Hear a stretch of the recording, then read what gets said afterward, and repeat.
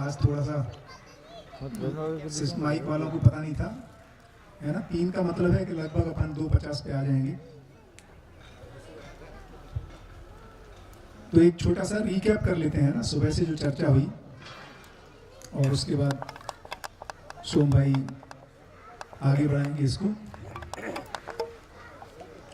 और एक तो जो पुराने शिवरार्थी हैं, है ना, वो एक बैज ले लें, वाइट कलर का एक सेपरेट बैज है ना। तो जो भी पुराने शिवरार्थी हैं और वो उनको लगता है कि वो और लोगों के क्वेरीज को उनके आंसर कर सकते हैं, तो वो स्वेच्छा से यहाँ से अपने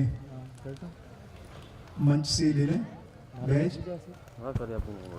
बढ़िया। तो शुरुआत में हम लोगों ने जो चर्चा की, एक तो जो पूरा जीवन विद्या का डिजाइन है ना, ये प्रस्ताव है, प्रपोजल है, और मानना नहीं है ना, क्योंकि मानने से चीजें स्थायी नहीं रहती है ना, मान्यताएं बदल जाती हैं। जान लेते हैं तो स्थायी रहती हैं। इसलिए बहुत इंपॉर्टेंट है कि बार बार ये कहा जा रहा है कि मानिए मत, है ना, क्योंकि फॉलोअरशिप ज़्यादा लंबी चलती नहीं है, लीडरशिप ही लंबी चलती है ना। तो एक दूसरे शब्दों में कहें तो लीडरशिप प्रोग्राम है, फॉलोअरशिप प्रोग्राम नहीं है। तो मानना नहीं है ना, जानना है। और जानने के तरीकों को बताया जा रहा है ना, कि स्वनिरीक्षण पूर्वक, है ना, जैसे मैं विश्वास पूर्वक जीना चाहता हूँ, सम्मान पूर्वक जीना चाहता हूँ, अभाव हमें स्वीकार नहीं है, भाव पूर्वक जीना चाहता हूँ। इस डायरेक्ट हम अपने में स्वनिरीक्षण पूर्वक जांच सकते हैं ना। इसमें कोई बाहर से किसी किताब में लिखा है, नहीं लिखा है, इसकी जरूरत नहीं है। और फिर परीक्षण करना है स्वनिरीक्षण के बाद, और सर्वेक्षण उसके बाद की बात है। तो ये 3 विधि हैं किसी भी चीज को जांचने के लिए। और ये जो विशेष बात है इस दर्शन की, है ना, या मध्यस्थ दर्शन की या जीवन विद्या प्रोग्राम की, कि इसमें कोई रेफरेंस की जरूरत नहीं है ना। और ये यूनिवर्सल है, ऐसा नहीं है कि आपके लिए ही सही है, लॉजिकल है, प्रैक्टिसेबल है। ऐसी बात नहीं कर रहे हैं कि यार बात तो बहुत बढ़िया है लेकिन जी नहीं सकते, है ना। तो एक और इम्पोर्टेंट बात कही जा रही है कि ज्ञान जो है वो केवल चर्चा का विषय नहीं है ना, कि हम केवल चर्चा करें। चर्चा का विषय तो है ही है, वो केवल चर्चा का विषय नहीं है, ज्ञान आचरण का विषय है ना। उसको जिया भी जा सकता है। और तो इसलिए कह रहे हैं कि प्रैक्टिसेबल है और रिप्लीकेबल है ना। इसको एक दूसरे के द्वारा बचनीय है और व्यक्त है ना। भाषा में इसको बताया जा सकता है दूसरों को, तर्क संगत विधि से, अध्ययन विधि से, और व्यक्त है, आचरण के द्वारा ये व्यक्त है ना। तो ये दोनों बातें कर रहे हैं। इस तरह से जानने की प्रक्रिया की बात की। और ये कहा कि इन सब चीजों को हम नहीं कहेंगे, क्योंकि जैसा सोम भाई ने कहा कि गुरु शिष्य परंपरा अब तर्क की धरातल पे नहीं चलती है ना। एक मुझे याद आ रहा है, बाबा के साथ एक वाक्य है कि जो चीफ जस्टिस ऑफ इंडिया थे वेंकट चलैया जी, है ना, तो बाबा एक बार बेंगलोर गए। मैं तो नहीं था, राकेश गुप्ता जी साथ में थे। राकेश गुप्ता जी को ब्लॉग के माध्यम से कई लोग जानते होंगे। तो वेंकट चलैया जी ने कहा कि आप आदेश कीजिए क्या करना है। तो बाबा ने कहा देखो आदेश का सिस्टम नहीं रहा, है ना, जो सोम भाई जैसे नहीं, आप बताइए क्या करना है। तो बाबा ने कहा देखो ऐसा है, कल की गाड़ी से अमरकंटक जा रहा हूँ, है ना, मतलब उनको इनडायरेक्टली कहा कि कल तैयार हो जाना चलने के लिए। तो फिर वो तो बहुत सारे काम याद आ जाते हैं हमें ना, ये काम है, वो तो समय नहीं है, बला बला बला। तो कहने का मतलब है कि गुरु परंपरा अब नहीं चलेगी, है ना। गुरु शिष्य में जो एक मर्यादा है, और मर्यादा ये है कि आज्ञा पालन, है ना, बिना किसी तर्क के। और अब तर्क की भूमि पर ये प्रयोग नहीं सफल हो रहे हैं, तो तर्क संगत विधि से चलना पड़ेगा। और अच्छी बात है, क्योंकि अब हमारे जो विज्ञान का युग है, जहाँ हम तर्क लगा रहे हैं, चीज़ों को जांच सकते हैं अपने बलबूते पर, और वो ज़्यादा स्थायी भी है ना। एक और बात जो है ना नागराज जी ने बड़ी अच्छी कही, है ना, जो मुझे काफ़ी बढ़िया लगती है, कि गुरु वो है जो गुरु बनाता है ना, गुरु वो नहीं है जो शिष्य बनाता है। जैसे एक डॉक्टर जो है दूसरे को डॉक्टर बना देता है, एक सीए दूसरे को सीए बना देता है, एक लॉयर के अंडर में कोई काम करके लॉयर बन जाता है। तो गुरु वो है जिसके साथ रहते रहते दूसरा गुरु बन जाता है ना। और गुरु को उस समय काफ़ी प्रसन्नता होती है जब उसका शिष्य, बल्कि सच्चाई तो है कि आगे आने वाली पीढ़ी जो है वो आगे रहती है, गुरु से आगे निकल जाए। जैसे हमें हमारे बच्चे भी हमसे आगे निकल जाते हैं, माता पिता से आगे, तो हमें और खुशहाली होती है, अच्छा लगता है। तो ऐसी डिजाइन है गुरु और शिष्य की, है ना, कि गुरु से आगे शिष्य निकल जाए। तो गुरु तो बनाना ही है, बट वो अपनी क्रिएटिविटी लगाएंगे उसके बाद। तो एक दर्शन की खूबी है कि इसमें कोई भी उपदेश ये करो ना करो चाहिए, है ना, इस सबसे मुक्त है। 3 बातें जो अपने को ध्यान रखने की हैं, है ना, जैसे भैया ने फिर पूछा भी कि दूसरे लोग कैसे सुधरेंगे, तो जो 3 चीज़ों पर ध्यान दिलाया जा रहा है, तो पहली चीज़ तो है कि ये मेरे लिए है, अपने लिए सुनना है इसको, है ना। ये 7-8 दिन बहुत मुश्किल के हैं, बहुत आसानी से लोग नहीं निकाल पाते हैं, इसको मैं समझता हूँ, हम सब समझते हैं कि बड़ा बहुत एफर्ट करके हम लोग समय को निकाल पाते हैं। तो ये 8 दिन आप लोगों ने निकालें, तो अपने लिए बात करनी है। दूसरा, जो हमारे पास और रेफरेंसेज हैं, है ना, कि किसी और ने जैन धर्म में क्या कहा जा रहा है, क्योंकि हमें कई बार बहुत अच्छा लगता है, अच्छा ये बात तो मैंने जो सुनी है ठीक है ना, जो हमारे से मैच नहीं करती वो ठीक नहीं लगती। तो जो कही जा रही है तो वो 2 महापुरुषों को तुलना ना करें, है ना, क्योंकि अपने को अपने में जांचना है। ये जो बात कही जा रही है ये मेरे बलबूते पे ठीक है कि नहीं। अब ये बड़ा इंपॉर्टेंट मुद्दा है, क्योंकि कई बार लोगों को लगता है कि यार मैं कैसे जांच सकता हूँ, है ना, मैं तो इतना विद्वान नहीं हूँ, और जो दूसरों ने कही हो, कई बार हम दूसरों की बात को जानना चाहते हैं, है ना, तो उसी में दिक्कत है, क्योंकि महापुरुषों ने इतनी बातें कही हैं और उनके कॉन्टेक्स्ट क्या थे, आज जब हम समझने चाहते हैं तो हमें बहुत डिफरेंस दिखाई देता है ना। बुद्ध ने जो कहा, महावीर ने जो कहा, उसमें काफ़ी सिमिलरिटी हो सकती है, बट जो डेप्थ में जाते हैं उनको उसमें डिफरेंसेस दिखाई देते हैं। इवन जैनिज्म में जब डिफरेंस में जाते हैं तो उनको और डिफरेंस दिखाई देते हैं, उनको लगता है दिगंबर अलग है, श्वेतांबर अलग है। उसमें जब करीब उतरते हैं तो पता लगता है दिगंबर में भी 2 सेक्ट हैं। ऐसे ही सब जगह लगभग ऐसे ही है। तो फिर पैगंबर ने जो कहा, ईसा मसीह ने जो कहा, गुरु ग्रंथ साहब में जो लिखा है, ऐसे चलेंगे तो हम फंस जाएंगे, है ना। तो अपने बलबूते पे जांचना है। तो किसी ने भी कहा है, मुझे कैसा लगता है, स्वनिरीक्षण पूर्वक इसको जांचने की बात कर रहे हैं। तो एक तो तुलना नहीं करनी है, अपने लिए सुनना है, और एक्शन प्रोग्राम अभी नहीं निकालना है फिलहाल 7-8 दिन, क्योंकि बहुत जल्दी लगता है कि चलो कुछ कर देंगे, है ना, करेंगे, उसको करेंगे। समझने के बाद तो एक्शन तो होनी ही है, निसंदेह। माने जैसे अपन कह रहे हैं ज्ञान आचरण की वस्तु है, तो ये आना ही चाहिए जीने में। फिर बहुत सारी चर्चा अपनी जिंदा रहना और जीना को लेकर के हुई, है ना। इस पे आप लोगों ने बहुत ही, है ना, मनोयोग से बहुत अच्छी सभा है, जो बहुत अच्छे अच्छे पॉइंट्स निकल करके आए, और मुझे लगता है इससे आगे सोम भाई इसको आगे लेंगे कि जिंदा रहना और जीने का जो निष्कर्ष है, तो उस पर अभी अपन चर्चा नहीं करेंगे। बट मुझे काफ़ी उत्साहजनक ही लग रहा है कि बहुत अच्छे से सभा चल रही है साथ साथ, और खूब मनोयोग से आप लोग, है ना, उन पॉइंट्स को निकाल रहे हैं। क्योंकि इसको जस्ट रख देना बहुत आसान है, बट अपने में शोध होने की ज़रूरत है। किसी भी बात को हम अपने में जब जांच के देखते हैं तो वो ज़्यादा गहरी और स्थायी रूप में हमें पकड़ में आती है। तो सोम भाई अभी आए नहीं ना? ओह, आइए आइए। कहाँ पर है? गेट पर ही। हाँ, बस बस बस बस, बढ़िया। तो एक बार जोरदार तालियों के साथ सोम भाई का स्वागत।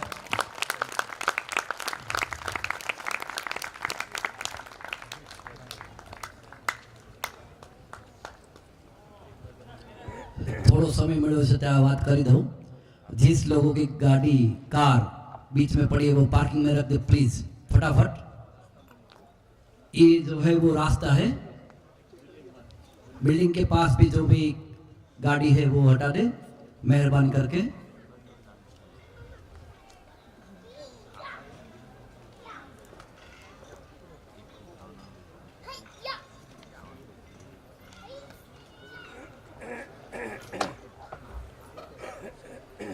એક ચાવી અહીંયા મળી આવેલ છે, જે કોઈની હોય તે લઈ જાય। કી ચેન, 2 ગાડીની બાઇકની કાર લાગે છે ચાવી।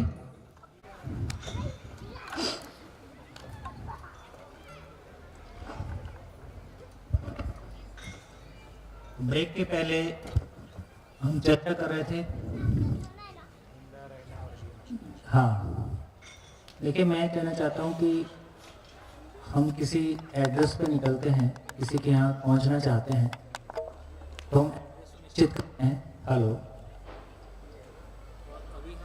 हेलो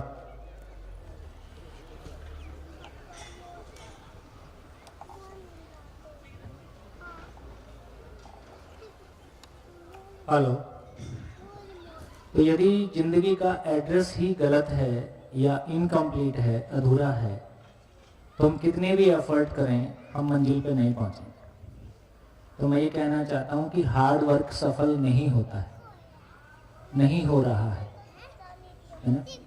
बहुत मेहनत करके तो जिंदगी की शाम होती है, तो जिंदगी अपने आप में कह रही है कि बहुत कुछ अधूरापन है, जबकि हमारी मेहनत में कमी नहीं है, और जिनको संसार सफलता कहता था वो सफलताएं हमने पाई हैं। इसका मतलब है कि केवल हार्ड वर्क से काम चलने वाला नहीं है। पहले ये तय करना होगा यात्रा में निकलने के पहले कि पहुंचना कहाँ है। अभी जिंदगी हिट एंड ट्रायल जैसा है। किसी पड़ोसी को देखा, कुछ मन में आ गया, छोटा बच्चा रहता है ना, जिसको देखता है वो बोलता ही चाहिए। पुलिस वाला देख के, बचपन में लगता था ना, पुलिस वाले को देख के पुलिस वाला बनना है, किसी को देख के ये बनना है। कभी राष्ट्रपति दिख गया तो राष्ट्रपति बनना है। उसको नहीं पता है कि राष्ट्रपति क्या है और पुलिस वाला क्या है और बाकी क्या है। तो मेरे को लगता है कि जिंदगी को लेके जो एक क्लैरिटी, स्पष्टता अपनी होने की ज़रूरत है, उसमें भारी तरीके से कमी है, छोटी मोटी कमी नहीं है। जैसे जैसे हम आगे चलेंगे, अभी शाम तक आपके सामने आ जाएगा। तो जिंदा रहने और जीने को लेके कोई बात हमने की है। हम में से अधिकांश लोग ये मानते हैं कि मैं जी रहा हूँ या मैं जीना चाहता हूँ या मैं काफ़ी हद तक ठीक जी रहा हूँ। कुछ छोटी मोटी कमी होगी, लेकिन धीरे से देखते हैं कि कमी छोटी है या बड़ी है। तो मैं सोचता हूँ कि जिंदा रहने के पहले आज उल्टा चल के देखते हैं, जीने वाले पार्ट को पहले भरते हैं।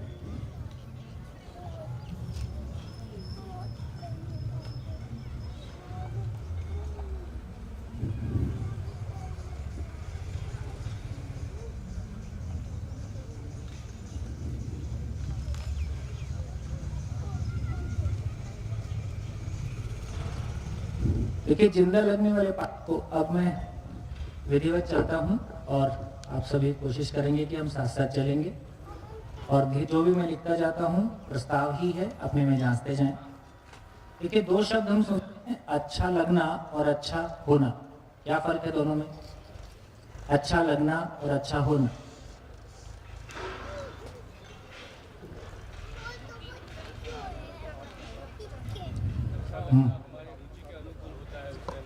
अच्छा लगना हमारी रुचि के अनुकूल होता है। तो बेसिकली अच्छा लगना जो है उसको इधर रख सकते हैं, ये अच्छा लगता है। लेकिन अच्छा होना कोई अलग चीज है।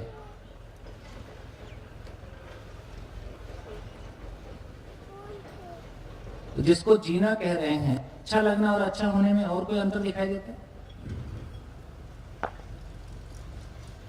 अच्छा लगना, अच्छा होना।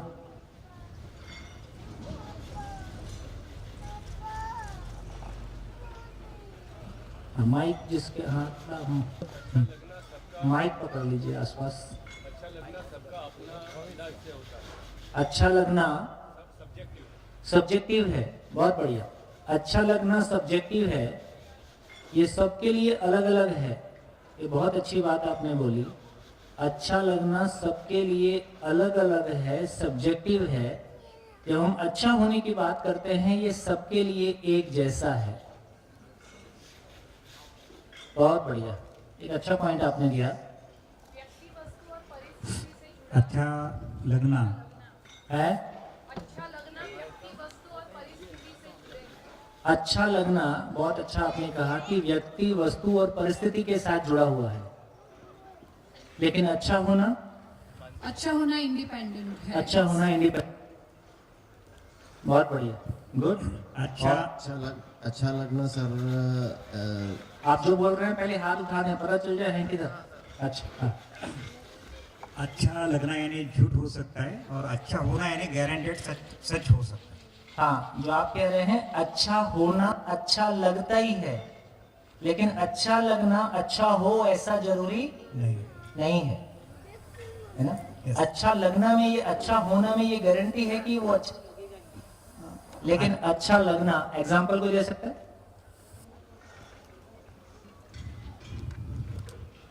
समझो कोई एक चीज़ है, समझो उसने दावा किया कंपनी ने कि ऐसी ऐसी अपने को अच्छी लग सकती है, लेकिन गारंटेड वो अच्छी हो ही नहीं सकती। ऐसा जरूरी नहीं है, लेकिन दूसरा एग्जाम्पल लेते हैं, डायबिटिक वाले को रसगुल्ला अच्छा लग सकता है, हाँ, लेकिन उसके लिए अच्छा नहीं है। आगे नहीं बोलो। Thank you sir. हाँ जी, और कुछ? सर, हाँ, अच्छा लगना एक फीलिंग है और अच्छा होना एक स्टेट है। क्या बात है। ये स्टेट बोलने से क्या बोल दिया आपने? हाँ, हाँ, अच्छा, और फीलिंग और भाव में क्या अंतर है? फीलिंग मतलब अनुभव है, टेम्पररी है। ये टेम्परेरी, बहुत बढ़िया। तो इन्होंने कहा कि फीलिंग जो अच्छा लगना है वो टेम्परेरी है, हालांकि ये भी फीलिंग है। एक अच्छा शब्द आपने यूज किया कि ये स्टेट है, ये स्टेट ऑफ माइंड है। ये स्टेट ऑफ माइंड है, ये एक मनस्थिति है जो मेरी अपनी है, जो किसी देश, जो किसी व्यक्ति वस्तु स्थिति से मुक्त हो सकती है ना। बढ़िया, अच्छी बात आ रही है। और कुछ शेयर करें? हाँ जी, माइक। हाँ जी, मोबाइल अपने संभाल के रखें। सबको अच्छा होगा, वो सबको पसंद है। हाँ, सबको चाहिए ऐसा है कि अच्छा हो, अच्छा हो। मतलब बाकी डिपेंड है कि अच्छा पर्टिकुलर अच्छा है कि नहीं। हाँ, मतलब वही बात जो पहले आई कि अच्छा लगना में किसी एक आदमी को कोई परफ्यूम बहुत पसंद हो सकता है, दूसरे को उससे वोमिट हो सकता है। किसी एक आदमी को कोई एक सब्जी, कोई एक चीज, कोई एक कलर, कोई एक मशीन, कोई एक चीज ना बहुत पसंद हो सकती है, दूसरे को बिल्कुल नापसंद हो सकती है ना। इसलिए जब हम इस लेवल पर जीते हैं तो जो आप कह रहे थे कि सबको खुश करना मुश्किल है, वो कहाँ पे है? सबको खुश करना कहाँ पे मुश्किल है? अच्छा लगना के धरातल पे सबको खुश करना मुश्किल नहीं है, असंभव है। आप गर्दन भी कटा दो तो एक आदमी आप खुश कर लोगे जिंदगी भर में, ये संभव नहीं है। कभी ना कभी उसको खराब लग ही सकता है। इसका मतलब है कि जो हम क्लियरली कह रहे हैं कि फिर अच्छा लगना क्या चीज के बारे में बात कर रहे हैं। तो देखिए, अच्छे लगने का एक चीज समझ में आया कि एक चीज है कि हमारे पास आहार है, अच्छा लगता है, निद्रा है, और भय मतलब जीने की आशा और प्रजनन। ये सब क्रियाएं में अच्छा लगता है, लेकिन क्या सबको एक समान अच्छा लगता है? इसमें हमारा क्या एक आदमी को कोई एक ऐसा भौतिक सुख है जो एक आदमी को सारी जिंदगी एक समान अच्छा लगता हो? कोई एक सुख ऐसा भौतिक जो किसी भी एक व्यक्ति को सारी जिंदगी एक समान अच्छा लगता हो? कोई एक सुख जो कोई एक भौतिक सुख जो सारी दुनिया के सारे लोगों को एक साथ एक समान अच्छा लग जाए? इससे समझ में आता है जिसको हम कह रहे थे कि सब्जेक्टिव है। इसका मतलब है कि ये सबके लिए अलग है। ये भी समझ लेते हैं कि मानव के जिंदा रहने में और पशु के जिंदा रहने में क्या फर्क है। जिंदा तो पशु भी है। कितने लोगों को लगता है मानव का जिंदा रहना और पशु का जिंदा रहना दोनों एक ही बात है कि अलग अलग बात है? कितने लोगों को लगता है कि एक ही बात है, मानव का जिंदा रहना और पशु का जिंदा रहना? क्योंकि ये चार चीज मानव में है, पशु में है कि नहीं है? आहार, निद्रा, भय और प्रजनन, ये पशु में भी है। तो मानव का जिंदा रहना और पशु का जिंदा रहना, मानव के द्वारा बच्चों का होना, पशु के द्वारा भी बच्चों का होना, वो भी अपने बच्चों को पालते हैं, हम भी अपने बच्चों को पालते हैं। ये दोनों एक ही जैसा है कि अलग अलग है? कितने लोगों को लगता है ये एक ही जैसा है? हाथ उठाइए। कितने लोगों को लगता है कि अलग अलग है? ठीक है, कुछ का मत है एक जैसा है, कुछ का मत है अलग अलग है। इसको भी थोड़ा सा हमारा ध्यान चला जाएगा तो और हमारा एक बार क्लैरिटी बनेगी कि पशु के जिंदा रहने में हमारा जिंदा रहने में क्या फर्क है। दूसरी चीज जो हमको दिखाई देती है वो दिखाई देती है मानव में 5 इंद्रियां हैं, जिसको हम कहते हैं शब्द, स्पर्श, रूप, रस और गंध। ये भी मानव में भी है और पशु में भी है। तो ऊपर वाले को बोलते हैं 4 विषय,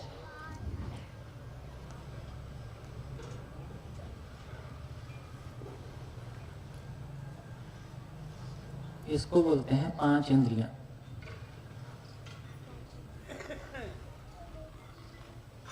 ये मानव में भी हैं और पशु में भी हैं।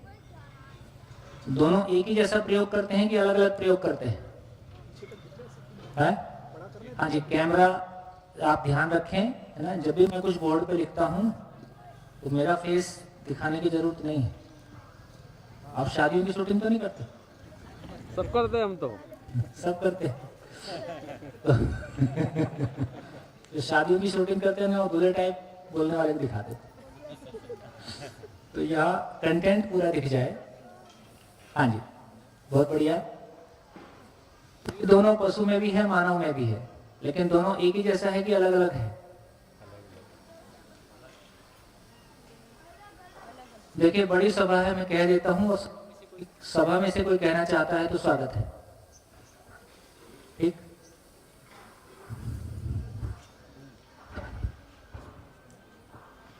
जो टेक्निकल फर्क है ध्यान दीजिएगा। पशु अपने को जिंदा बनाए रखने के लिए 5 इंद्रियों का प्रयोग करता है, ज्यादातर गंध का प्रयोग करता है। पशु को देखेंगे तो वो सूंघ के खाना खाता है। कोई कुत्ते के आसपास किसी घर जाएंगे तो पहले आपको सूंघेगा, तो सूंघने से वो कोई इंफॉर्मेशन लेता है। हाँ जी, पीछे एक हाथ उठ रहा है। सोम जी, एक क्वेश्चन है। एक्चुअली काफी क्वेश्चंस हैं from the morning, but right now I think it's a high time I should ask. State of mind can be changed, right? Due course of time in the life.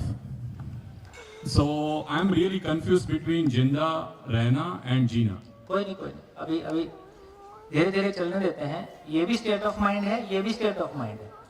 आप बिल्कुल ठीक कह रहे हैं, उसमें कोई दिक्कत नहीं है। ये भी एक स्टेट ऑफ माइंड है। ये स्टेट ऑफ माइंड ऐसा है जो, जैसा किसी ने कहा कि कोई वस्तु, व्यक्ति और परिस्थिति से निर्भर करता है। ये एक ऐसा स्टेट ऑफ माइंड है जो अपने आप में है और अपने आप में स्टेबल है। जैसे एक ही आदमी का, 2 लोगों का एक समान नुकसान होता है। क्या दोनों एक समान दुखी होते हैं? एक ही अमाउंट का नुकसान 2 लोगों का होता है। जैसे कोरोना काल है, बहुत सारे लोगों के बिजनेस, बहुत सारी उनकी जॉब्स ज्यादा हुई हैं। लेकिन जब 2 लोगों का एक ही नुकसान होता है, दोनों एक समान दुखी होते हैं कि अलग अलग दुखी होते हैं? तो हमको समझ में आता है कि अलग अलग दुखी होते हैं। और मैं ही यदि एक व्यक्ति हूं, 10 साल पहले मैं किसी घटना जितना दुखी होता था, आज मैं उस घटना को वैसा नहीं लेता हूं। तो मेरा ही परसेप्शन का तरीका, सोचने समझने का तरीका कुछ बदल गया है। तो इसका मतलब है कि हर आदमी का जो एक स्टेट ऑफ माइंड है, ये स्टेट ऑफ माइंड पे ही हमको काम करना है, जिसको जीना कह रहे हैं। यदि मेरा जीना, मेरा सुख दुख दूसरों पे निर्भर है, तो दूसरे बदलते रहेंगे और मेरी जिंदगी मेरे हाथ में कभी भी नहीं है। मेरा रिमोट कंट्रोल मेरे हाथ में रहे कि दूसरों के हाथ में रहे, इसका मतलब है कि एक तो वो चीजें हैं जिसको हम जिंदा रहने के बोल रहे हैं और अलग अलग बोल रहे हैं। तो जब तक मेरा स्टेट ऑफ माइंड, मेरी फीलिंग बाहर की चीजों से जुड़ के सुख दुख पाती हैं, तो ये स्टेट ऑफ माइंड बदलता रहता है। स्टेट ऑफ माइंड तो है ही, लेकिन एक दूसरी जगह भी है जहां वो स्थिर हो सकता है, स्टेबल हो सकता है। तो हम उस जगह की तलाश में हैं जहां वो स्टेबल होता है, दूसरों पे निर्भर नहीं होता। अभी ठीक है? I mean partially. कोई नहीं, अभी तो पार्शियली आएगा, धीरे धीरे पर्दा खुलेगा। देखिए, एक रिक्वेस्ट आप सभी से है। जैसे भाई जी, आपका थोड़ा परिचय कर दीजिए। या मेरा नाम है शैलेंद्र नैयर। वैसे पुणे में रहता हूँ जी, IT कंपनी में काम करता हूँ। जी वैसे रिमोटली काम करने के कारण अभी गुजरात में हूँ जी और उपलेटा से आया हूँ। जी, आपका स्वागत है। एक रिक्वेस्ट आप सबसे ये भी है कि जैसे आपने कहा कि सुबह से बहुत सारे प्रश्न उठे, तो नेचुरल है, उठेंगे। लैंग्वेज की अपनी एक सीमा है। मैं जो कुछ भी आपसे कहना चाहता हूँ, मेरे अंदर में जो कहने का भाव रहता है, और जब मैं शब्दों को प्रयोग करता हूँ तो वो एक सीमा है, वो धीरे धीरे सामने आएगा।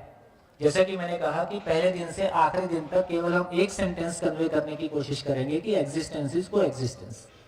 लेकिन इस सेंटेंस को बोलते समय इसके अलग अलग डायमेंशन और अलग अलग तरफ से कहने की कोशिश करेंगे। तो बहुत नेचुरल है कि जब मैं किसी एक बात को कह रहा होता हूँ, आप किसी दूसरे एंगल से उसको देख रहे होते हो और आपको गैप दिखाई दे रहे होते हैं, और वो गलत नहीं है, वो नेचुरल है। तो आप कृपया करके इतना काम जरूर कीजिए कि 24 इन 8 दिनों में 24/7 जितने भी प्रश्न आपके जहन में उठते हैं कृपया कॉपी के बैक साइड में लिखते जाएं और परिस्थिति अनुसार शेयर भी करते जाएं, है ना। तो धीरे से 8वें दिन देखेंगे कि क्या बचा। इस अनुसंधान का यह आश्वासन है कि पूछने के लिए क्वेश्चन बचता नहीं है, और ये मैंने भी अपनी और हजारों लोगों की जिंदगी में देख के इस बात को समझा कि जब तक जिंदगी में प्रश्नों के जंगल समाप्त नहीं होते हैं, जहां प्रश्नों के जंगल समाप्त होते हैं वहां सही अर्थों में जिंदगी की शुरुआत होती है। तो कैसे हम इन प्रश्नों के जंगल से पार पा जाएं, क्योंकि प्रश्न का मतलब ही है कि अभी लक्ष्य आइडेंटिफाई नहीं हुआ है, जिंदगी आइडेंटिफाई नहीं हुई है, जिंदगी में क्या इंपॉर्टेंट है वो आइडेंटिफाई नहीं हुआ है, हम हिट एंड ट्रायल में हैं, ये ठीक है या ये ठीक है, ये उचित है या ये उचित है। तो जब तक कॉन्क्रीटाइज नहीं हो जाए तब तक ये प्रश्नों के जंगल हमारे पास रहेंगे, और रहना उचित है, अनिवार्य है, स्वागत योग्य है। लेकिन कम से कम कॉपी के बैक साइड में आप नोट करते रहिए, क्योंकि ये प्रश्न मेरी जिंदगी को देखने का आईना है। मुझको कम से कम कॉपी को पढ़ के ये समझ में आएगा कि मेरी, अच्छा एक बार जो प्रश्न उठता है यदि आप उसको एड्रेस करते हो तो ठीक है, नहीं तो 15 मिनट बाद या 2 घंटे बाद मर जाता है। तो आपको ये भी पता नहीं है कि मेरी जिंदगी में प्रश्न क्या है। कम से कम लिखे हुए रहेंगे, आप 5 साल बाद भी देखोगे, 2 साल बाद भी देखोगे, तो आपको या उनके आंसर भी बेशक मिल जाएं, लेकिन उसके बाद आप ये भी देख सकते हो कि मेरी जिंदगी में से किस तरह से प्रश्न के भी 2 तरह के हैं। एक है कि कौतूहलवश उठ जाते हैं, दूसरा एक वो है कि जिससे मेरे जीने की आशा जुड़ी, जिसका आंसर नहीं मिलेगा तो मेरा जीना नहीं होगा। तो मेरे को लगता है कि जो सीरियस क्वेश्चंस हैं, जहां मेरी जिंदगी में मुझको उसकी तलाश है, जिसके बिना मुझको लगता है कि मेरा जीना रुक जाएगा या रुक गया है, वो सही अर्थों में मेरी जिंदगी की तलाश है। बढ़िया। तो हम चर्चा कर रहे थे कि मानव का जिंदा रहना और पशु का जिंदा रहना दोनों एक ही घटना है कि अलग अलग घटना है। तो हमने चर्चा किया कि आहार, निद्रा, भय और प्रजनन ये पशुओं में भी होता है, मानव में भी है। शब्द, स्पर्श, रूप, रस, गंध, आंख, नाक, कान, ये सब मानव में भी है, पशु में भी है। लेकिन क्या दोनों में एक ही जैसा यूज होता है कि अलग अलग यूज होता है?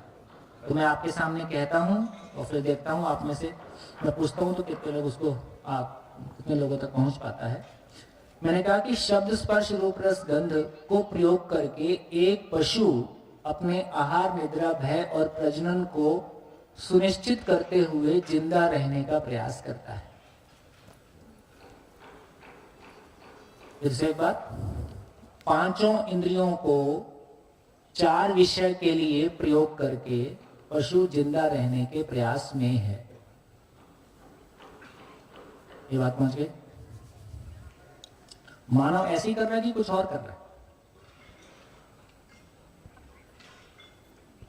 मानव ऐसे ही कर रहा है कि कुछ और कर रहा है? नहीं, टेक्निकली फर्क है और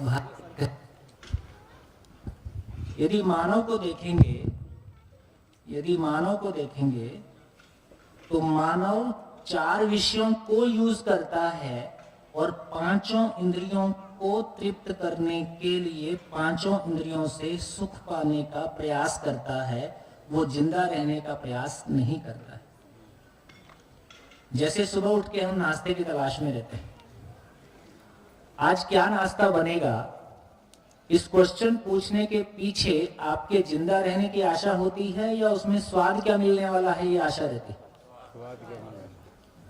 और जिंदा रहना बाय डिफॉल्ट है, जिंदा रहना नेचुरली हो जाता है।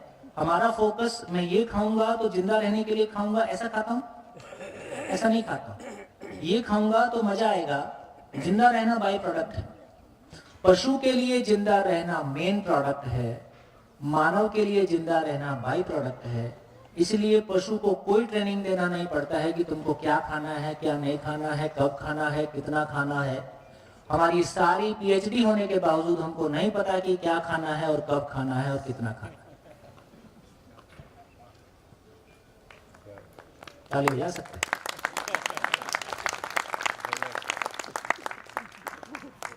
हमारी सारी पीएचडी होने के बावजूद भी हमारा आहार तक तय नहीं हुआ। आहार, निद्रा, भय और प्रजनन चारों में प्रॉब्लम।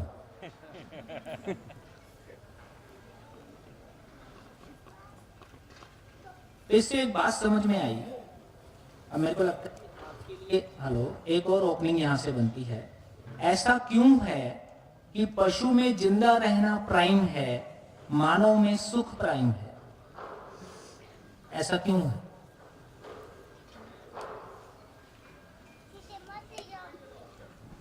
हाँ जी,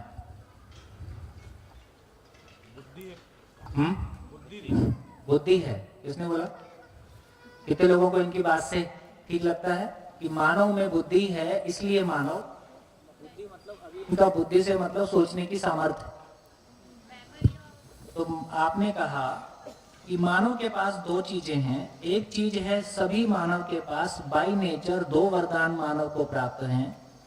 धरती का हर मानव कल्पनाशील है और कर्म स्वतंत्र है। ये दो चीजें हर मानव के पास हैं, दो वरदान हर मानव को प्राप्त हैं। हर मानव के पास हेलो नमस्कार, हर मानव के पास सोचने की ताकत लिमिटेड है कि अनलिमिटेड है? और हर मानव के पास कर्म करने की स्वतंत्रता है कि नहीं है? जो चाहे हेलो वो जैसा चाहे वैसा, अब और कुछ नहीं हो सकता। मैं इतना ही कर सकता। ठीक है। हेलो क्या इसको सेट करना पड़ेगा, अभी बाद में कर देना, इसको आगे लेना पड़ेगा, कुछ करना बोर्ड मिस हो जाता है। बोर्ड आगे करना पड़ेगा, एंटीना और उसमें रख दो यार, उसके सामने रख के पूजा करो।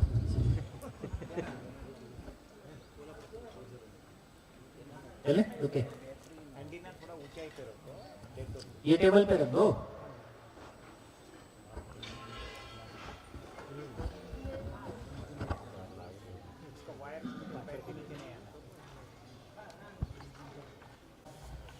इसका मतलब फिर से आता हूं, देखिए फिर से कह रहा हूं कि स्व निरीक्षण लगातार बनाए रहिए, ये कथा नहीं है।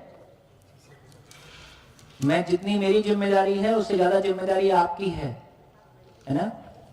इसका अर्थ क्या हुआ कि जब मैं कह रहा हूं कि कल्पनाशीलता, तो क्या आप अपने में स्व निरीक्षण पूर्वक देख पा रहे हैं कि हाँ मुझ में सोचने समझने की सामर्थ्य है और वो अनलिमिटेड है? मैं बीमार रहूं तो भी उतनी ही बनी रहती है, सोने के बाद बनी रहती है कि नहीं बनी रहती है? सपना आते ही है, लड़का हो या लड़की हो, सोचने की ताकत अनलिमिटेड दोनों में है कि नहीं है?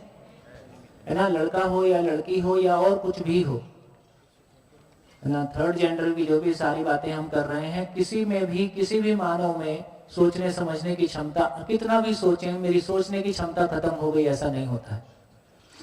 और सभी मानव कल्पना कर्म स्वतंत्र हैं। इसका क्या मतलब है? कर्म स्वतंत्र का मतलब है जैसे पशु कर्म स्वतंत्र है कि नहीं है? पशु कर्म करने में स्वतंत्र है कि नहीं है? है ना? शाकाहारी पशु सोचे कि आज हो जाए थोड़ा चेंज, तो ऐसा उधर गाय मर जाएगी, मांस नहीं खाएगी, शेर मर जाएगा, घास नहीं खाएगा, तो उधर कर्म स्वतंत्रता नहीं है। मानव के पास कर्म स्वतंत्रता है, वो कुछ भी खा सकता है और बिना खाए भी रह सकता है। इसका अर्थ यह हुआ क्योंकि हमारे पास कल्पनाशीलता है, कर्म स्वतंत्रता है, इसका मतलब है कि इसलिए हम 4 विषय को यूज करते हैं ताकि 5 इंद्रियों से ये कल्पनाशीलता ही हमको बेसिकली सुख की तलाश है। तो कल्पनाशीलता में सुख की तलाश है, इसलिए हम शरीर को इस तरह से यूज करते हैं। जब हम ऐसा यूज करते हैं तो हमारे पास 2 आधार हैं। एक तो वो चीज है जिसको मैं कहता हूं कि मुझको मेरी पहचान की तलाश है। मेरी पहचान की तलाश में क्या करता हूं? मेरी पहचान की तलाश कभी मैं रूप में देखता हूं, कभी मैं धन के साथ उसको जोड़ के देखता हूं, कभी मैं पद के साथ जोड़ के देखता हूं, कभी मैं, है ना, बल के साथ जोड़ के देखता हूं। ऐसा मैं अपनी पहचान को जोड़ के देखता हूं।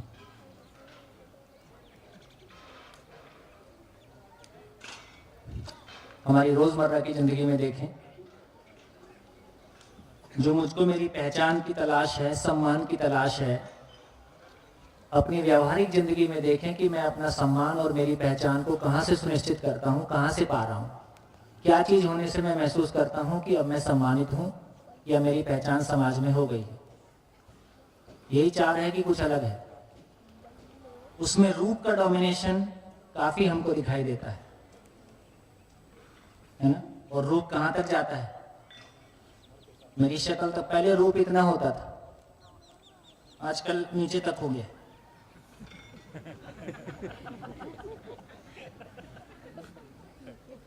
वो 6 पैक्स 8 पैक्स और जो कुछ भी हो, है ना। बीच में एक फैशन आया था, उसमें चड्डी ऐसे बाहर दिखाते थे, और बीच में एक फैशन हो रहा था जिसमें पैंट यहाँ तक बांधते थे और नीचे गिर जाती थी ना। वो मुंबई वाला फटी जींस पहनवा सकता है।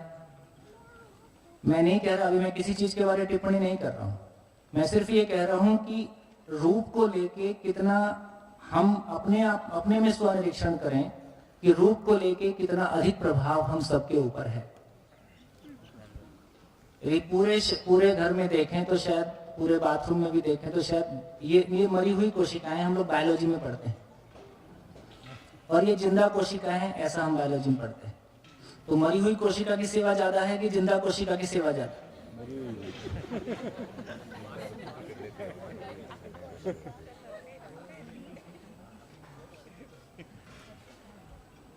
तो रूप को लेके, रूप केवल आदमी तक ही सीमित नहीं है। फिर मेरे शर्ट का रूप और मेरी पैंट का रूप और मेरे मोबाइल का रूप और मेरी गाड़ी का रूप और मेरे मकान का रूप, ये पूरा फैलता है। तो रूप को लेके हमारी पहचान कहाँ तक जाती है, उसको हम अपने में स्वनिरीक्षण पूर्वक देखने की बात है, किसी दूसरे की बात नहीं कर रहे हैं।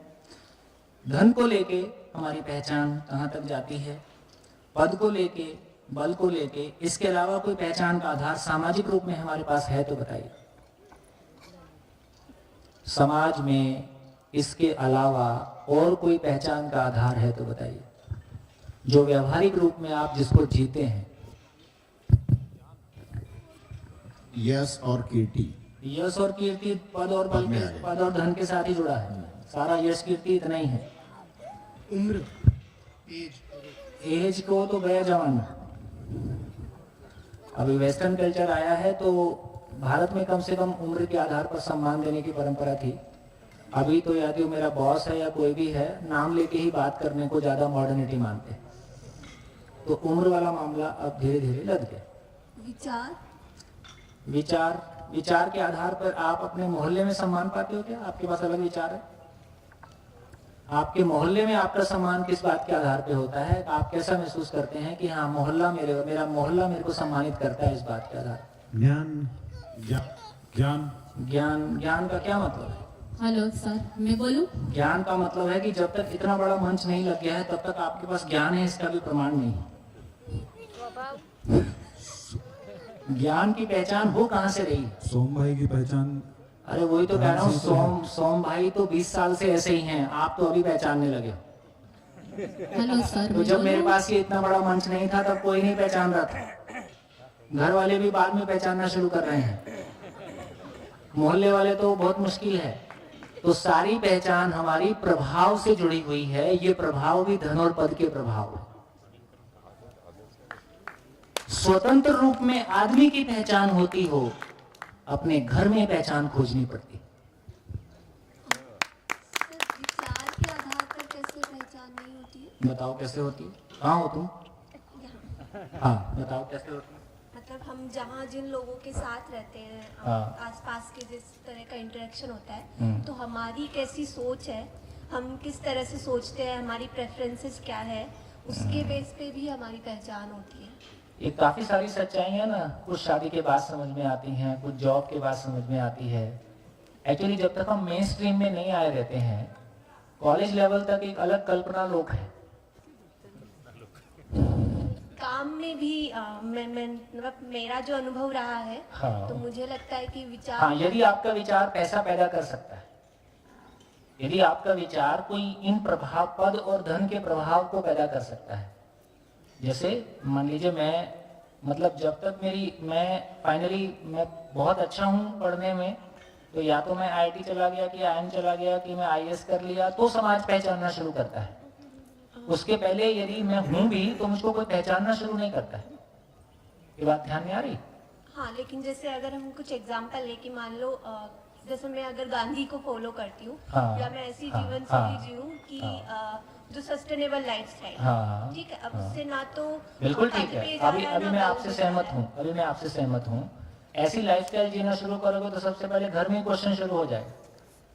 नहीं, इस मतलब आपके यहाँ नहीं हो रहा होगा, ये बहुत अच्छी बात है, लेकिन जब भी हम इस तरह का कुछ करने जाते हैं तो अभी समाज में आसपास में ही बहुत सारे विरोध या बहुत सारे उसको लेके, यदि ये चीजें बहुत सम्मानित होती समाज में तो कितने कितने ढंग से मल्टीप्लाई होती है ना। ऐसे जीने वाले को एक समय तक स्ट्रगल करते हुए अपने आप को स्टेब्लिश करना होता है। यदि समाज में जो स्थापित मापदंड हैं सम्मान और पहचान के, उसमें गांधी नहीं आते। हाँ, या तो आप इतने पॉपुलर हो जाओ कि हजारों की आपकी फॉलोइंग हो जाती है, फिर फॉलोइंग की वजह से आपको सम्मान मिलता है, आपकी वजह से अभी नहीं मिल रहा था। हाँ, पर ऐसा भी नहीं है ना कि विचार की वजह से बिल्कुल पहचान नहीं, मतलब है तो सही, वो अलग बात है कि लोग उसको ज्यादा महत्व नहीं दे रहे, हाँ, लेकिन विचार के आधार भी पहचान। हाँ, मैं जो बात कर रहा हूँ तो अभी जनरल बात कर रहा हूँ। आपकी बात को मैं प्लेस करना चाहूंगा तो फिर कर ही देता हूँ। धरती पे हर मानव के पास ये 5 ऐश्वर्य हैं, 4 इधर हैं, 5वां इधर है, जिसको हम बुद्धि कह रहे हैं। हालांकि ये विचार ही सबसे प्रभावशाली चीज है, लेकिन अभी हो सकता है कि हमारा विचार ही अधूरा होता है। उसके आधार पर कुछ बहुत है ना, बहुत जिसको कहना चाहें कि हर आम आदमी की जिंदगी में हमने क्या दे दिया, वो हर आम आदमी के लिए कैसे उपयोगी है।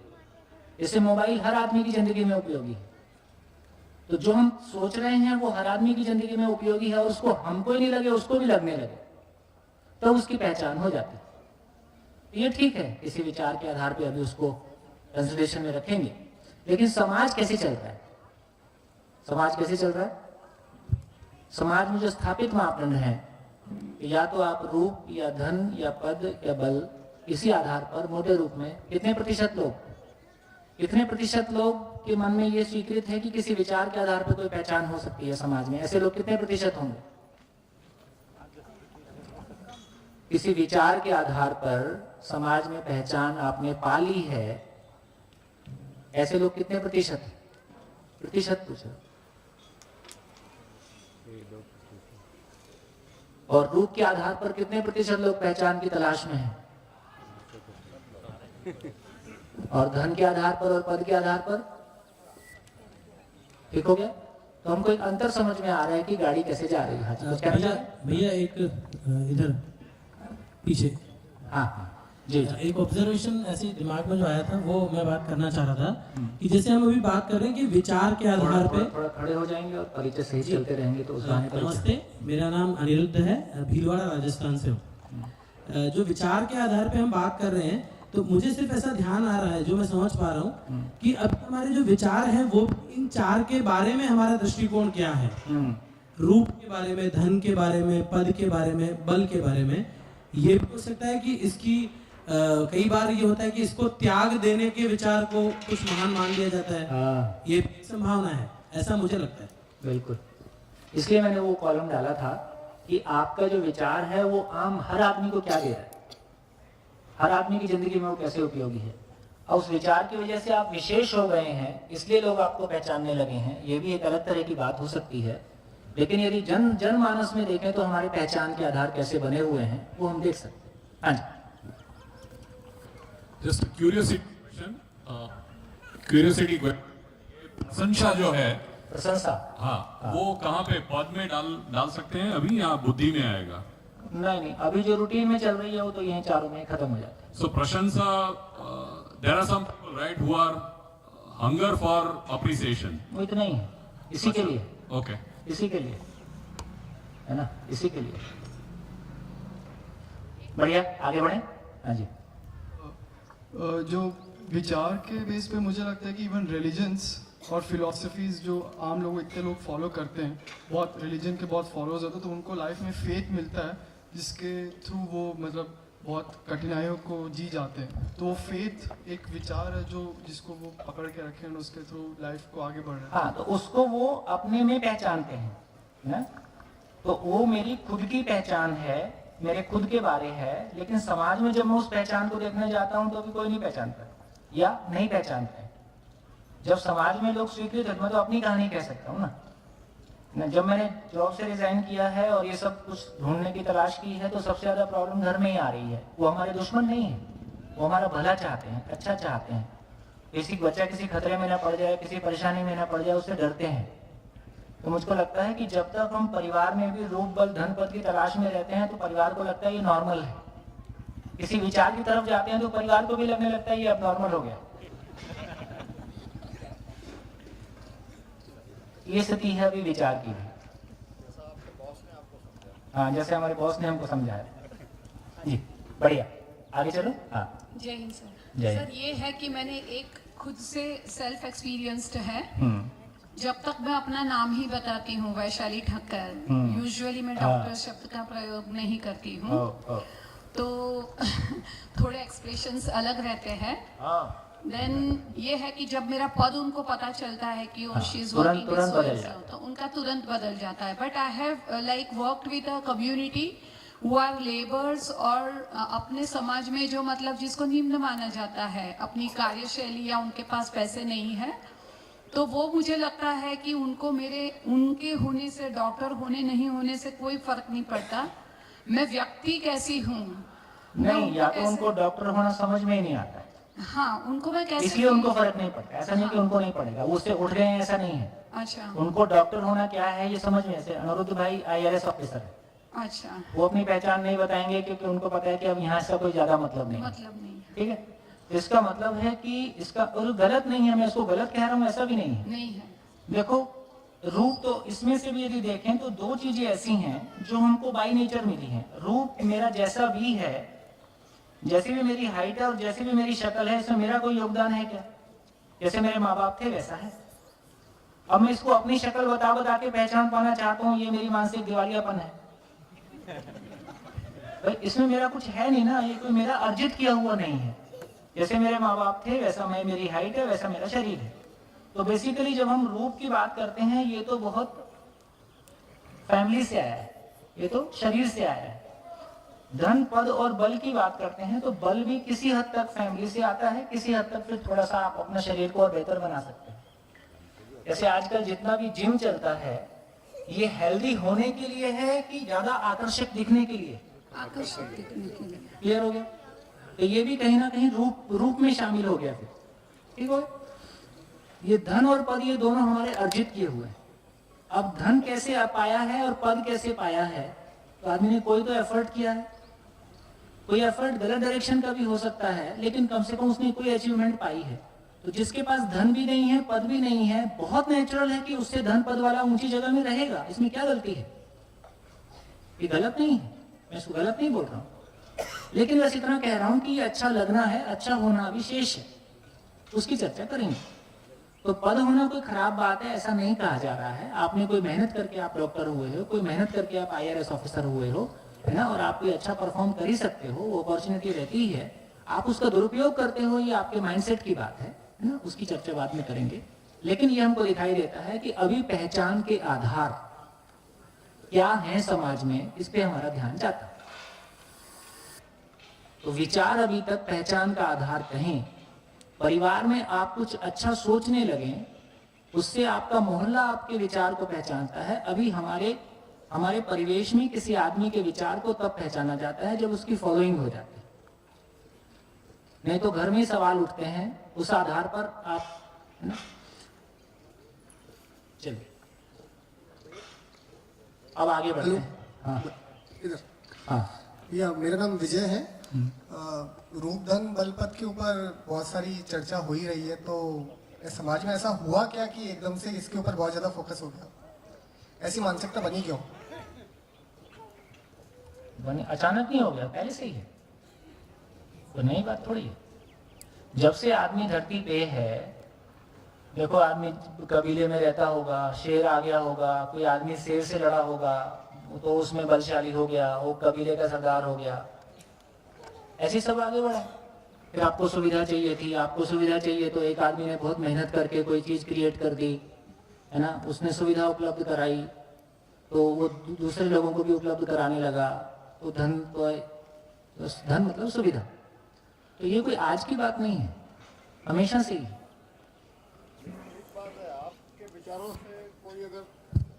आपके विचारों से कोई अगर सहमत नहीं हो रहा है या आपके विचार उनको नहीं समझ में आ रहे हैं, तब भी आपका मतलब हमारा ये फर्ज बनता है कि अपने विचार तो रखते ही रहे। हाँ, ऑफ कोर्स, उसमें कोई हम चेंज नहीं करें। नहीं, बिल्कुल करने की आवश्यकता नहीं, बिल्कुल करने की आवश्यकता नहीं है। और आप में से हर एक के विचार से पूरी सभा एक किसी एंगल को देखती है।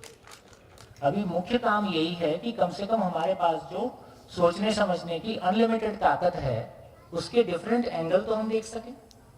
कई बार मैं किसी बात को नहीं सोच पा रहा हूं, लेकिन आप सोच पा रहे हैं, तो उससे भी हमको एक एंगल मिलता है कि ये भी सोचने का एक तरीका हो सकता है। फिर हम धीरे धीरे देखेंगे कि हम कहाँ पहुंचेंगे, आखिर हम कहीं पहुंचना तो चाहते हैं। बढ़िया, तो हमने कहा दो बातें अब यहाँ तक, अभी तक जितनी बात हुई इसमें हो गई।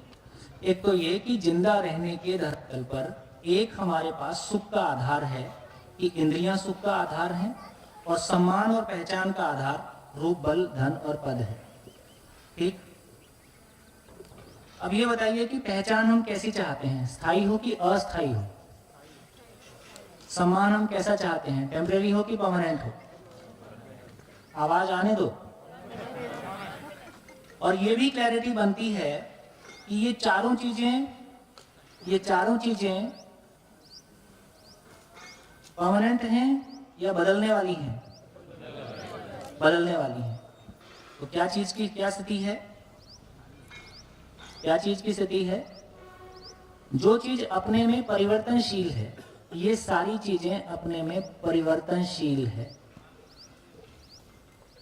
जो चीजें स्वयं में परिवर्तनशील हैं, हम उनसे स्थायित्व चाहते हैं, परमानेंसी चाहते हैं।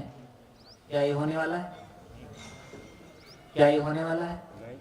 जिन चीजों में हमको सुख की तलाश है, पांचों इंद्रियों में, क्या उसमें परमानेंसी होने वाली है? उसमें कोई पिज्जा खाने में गलती है ऐसा नहीं बोल रहा हूं, लेकिन जब तक जीभ पे रहता है तब तक अच्छा लगता है। अब 24 घंटे जीभ पे पिज्जा रख नहीं सकता, बस इतनी प्रॉब्लम है ना। तो पिज्जा खा लिया अच्छी बात है, और पिज्जा खाते समय भी यदि स्टेट ऑफ माइंड गड़बड़ है तो पिज्जा भी गया। तो इसका मतलब हुआ कि मेरी जिंदगी की एक मूल समस्या ये है कि ना तो सुख की परमानेंसी है, और किसी उम्र तक शरीर साथ देता है। किसी उम्र के बाद या तो आपका खुद ही इंटरेस्ट लूज होने लगता है, या शरीर उस लायक नहीं रहता है। आपका तो मन कर रहा है कि हो जाए कुछ रसगुल्ला, डॉक्टर कहता है अब तुम हाथ लगाए तो गए ऊपर। तो शरीर भी किसी उम्र के बाद जवाब दे जाता है, मन भी किसी उम्र के बाद उन चीजों से अलग हट जाता है। लेकिन जिंदगी में जिस सुख की तलाश है, जिस सम्मान की, जिस पहचान की तलाश है, वो जगह तो अभी खाली है। और डे बाय डे ये भरती जाती है कि खाली होती जाती है? ये खाली होती जाती है, क्योंकि जवानी में कम से कम एक आशा रहती है कि ये पा लूंगा, ये कर लूंगा। 40-50 तक आदमी अधिकांश उन चीजों को या तो पा लेता है, या पता चल जाता है कि ये मिलने वाला नहीं है। नहीं मिलने वाला है तो भी प्रॉब्लम में है, और मिल गया तो पता चलता है कि वो नहीं मिला जिसकी मुझको तलाश थी। 60 के बाद की जिंदगी का खालीपन ज्यादा है। और ये तो अच्छी बात है कि हम 60 के बाद के लोगों से पर्सनली जाके मिलते नहीं हैं। यदि जवान लोग 60 के बाद के लोगों से जाके पर्सनली मिल के बैठ के दिल खोल के बात कर सकें, उनकी बात को बहुत सम्मान के साथ में सुन सकें, और वो भी अपना दिल खोल के कह सकें, तो शायद हर जिंदगी एक मोनोटोनस रिपीटिशन नहीं होगा, वो एक नयापन लिए हुए होगा। क्योंकि कम से कम उसको ये पता चलेगा कि जिस चीज को पाने के लिए मैं अगला 30 साल या 20 साल लगाना चाहता हूं, ये वहां नहीं पहुंच रहा है जहां मैं पहुंचना चाहता हूं। ऐसा है ना? तो कहीं ना कहीं जिंदगी कीमती है। जो साल निकल गए वो लौट के आते नहीं है। वो सालों को हमको कैसे, किसी भाई ने आज मेरे को नई टर्म दिया, मेरे पास ये टर्म नहीं थी पहले, आपने पोमो किसी ने यूज किया था। पोमो मुझको नहीं पता, मैंने पहली बार सुना है। तो पोमो या फोमो जो भी कुछ कहा, उसका मतलब इतना ही है कि जो मुझको अब तक कर लेना चाहिए था मैंने वो कर लिया। मैं आज पीछे तो नहीं, ऐसे जैसे शादी की एज खिसकती जा रही है, वो 30, 32, 35 को टच करने लगी है। अब ये कहीं लेट मैरिज की तरफ तो हम नहीं जा रहे हैं, इसके कोई दुष्प्रभाव तो जिंदगी पे नहीं आएंगे। जब हम 60 के हो रहे हैं तब बहुत सारी चीजें ध्यान में आ रही हैं कि अच्छा ये गलतियां हुई, लेकिन कोई 25 में बता देता, कोई 30-15 में बता देता, हो सकता है वो गलतियां हमसे नहीं हुई होती, हम कुछ बेहतर हैंडल कर सकते हैं। चलिए कहाँ पहुंचे, कहाँ पहुंचे, कहाँ पहुंचे? हम परिवर्तनशील, देखिए कितना बड़ा सच्चाई है और कितने प्रतिशत लोग इस दौड़ में हैं। हम परिवर्तनशील चीजों से स्थायित्व पाना चाहते हैं। क्या ये संभव है? रूप जैसा 10 साल पहले था वैसा रहेगा? नहीं रहेगा, ये बदलेगा। शरीर बदलेगा, पैसा और पद ये लगातार बदलता है और कोरोना काल में तो जोरदार बदला है। अधिकांश कंपनीज ने अपनी आधे लोगों को बाहर किया है, जितने बचे हैं उनकी सैलरी आधी की है ना। और आदमी को लग रहा है सैलरी ना भी दे तो घर बैठने से अच्छा रोज ऑफिस आ जाना, कम से कम टाइम तो कटता है। मैं दिल्ली में ऐसे लोगों से भी मिला जो कहते हैं यार सैलरी ना भी मिले, अपने पास पैसा है, खाते पीते रहेंगे, लेकिन पूरा दिन घर में गुजारना ये तो बहुत मुश्किल काम है। कम से कम ऑफिस जाते हैं, दिन तो कटता है। लोग यहां तक सोचने लगे। तो दोस्तों मैं कहना चाहता हूं,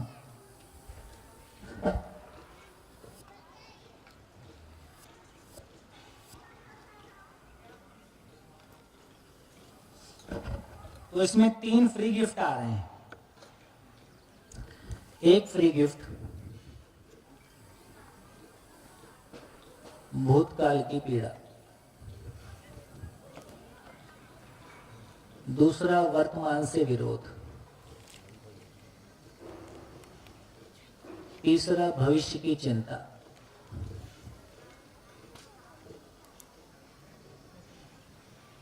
यही युद्ध और संघर्ष अपने भीतर में और बाहर में हमको दिखाई देता है।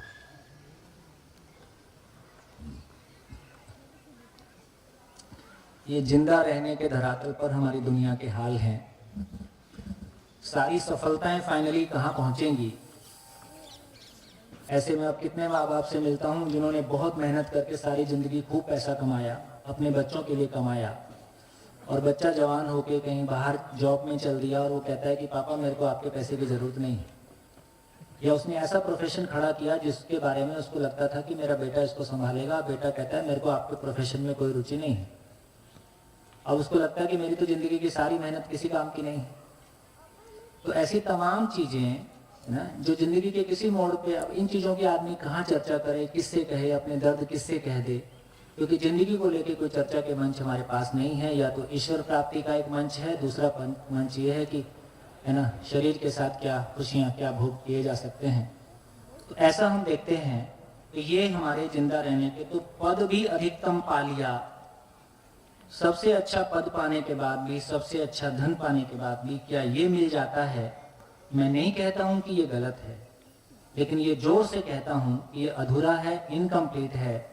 क्योंकि कंप्लीट क्या है पहले उसको देख लेते हैं, फिर इसका हाल कैसा है, दोनों के बीच में कनेक्शन कैसा है उसको देख लेते हैं। तो हम चर्चा कर रहे थे कि जीना क्या है। तो जीना क्या है? तो जीना तो अभी कितना क्लियरली कहें, जब जीना नहीं है तो उसका नाम झेलना है। जब जीना नहीं होता है तो झेलना होता है। क्या क्या चीज को झेलते हैं? दुख के साथ में जीना होता है कि झेलना होता है? अभाव के साथ में जीना होता है कि झेलना होता है? इनसिक्योरिटी के साथ में जीना होता है कि झेलना होता है? असुरक्षा के साथ में जीना होता है कि झेलना होता है? संबंध में अतृप्ति के साथ में जीना होता है कि झेलना होता है? तो इन सारी बातों से ये पता चला, जहां भी कहीं भय है, अभाव है, असंतोष है, अतृप्ति है, ये सारी जगह मेरी जिंदगी में या खालीपन है, ये सारी जिंदगी में, ये सब कुछ मेरी जिंदगी में क्वेश्चन मार्क हैं। मैं इन सारे क्वेश्चन मार्क से मुक्ति पाना चाहता हूं। ये तो जीना है कि नहीं है? ये तो जीना नहीं है। तो जीना क्या है? जीना क्या है? जीना क्या होगा? इनसे मुक्ति। तो जीने का मतलब है कि एक मानव में, मैं एक मानव हूं, मुझ में एक मानव में स्वयं के प्रति विश्वास आ जाए, स्वयं के प्रति विश्वास आ जाए। स्वयं के प्रति विश्वास का मतलब है कि ऊपर की जितनी चीजें हैं, भय की जगह में अभय हो जाए, अभाव की जगह में भाव हो जाए, संतोष हो जाए, बहुत सारे और शब्द आपके पास होंगे, संबंध में तृप्ति हो जाए। मतलब ये जो भी एक व्यक्ति के रूप में मैं अंतर विरोध से मुक्त हो जाऊं, एक व्यक्ति के रूप में मैं अंतर विरोध से मुक्त हो जाऊं, मेरे भीतर जो कन्फ्लिक्ट है, जो भूतकाल की पीड़ा है, जो वर्तमान से विरोध है, जो भविष्य की चिंता है, मैं उससे मुक्त हो जाऊं, ऐसा हम सभी चाहते हैं।